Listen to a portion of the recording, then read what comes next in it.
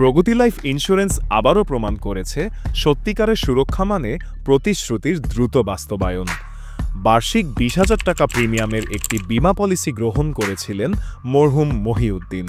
দুঃখজনকভাবে প্রথম প্রিমিয়াম জমা দেওয়ার অল্প কিছুদিন পরেই তার মৃত্যু হয়।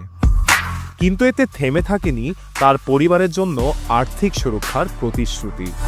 প্রগতি লাইফ ইন্স্যুরেন্স কর্তৃপক্ষ দ্রুততম সময়ে সকল প্রক্রিয়া সম্পন্ন করে মনোনীত ব্যক্তি মরহুমের স্ত্রী নাজমা বেগমকে মূল বীমা অঙ্ক 2,10,000 টাকা হস্তান্তর করে। এটি প্রমাণ করে গ্রাহকের আর্থিক নিরাপত্তা ও পরিবারকে দ্রুত সহায়তা দেওয়ার ক্ষেত্রে প্রগতি লাইফ কতটা প্রতিশ্রুতিবদ্ধ। প্রগতি লাইফ ইন্স্যুরেন্স সবসময়ই মৃত্যু দাবি ও ম্যাচুরিটি পরিশোধে দ্রুততম পদক্ষেপ গ্রহণ করে থাকে, যা গ্রাহকদের আস্থার জায়গা তৈরি করেছে। প্রগতি লাইফে আস্থা, নিরাপদ ভবিষ্যতের আশা।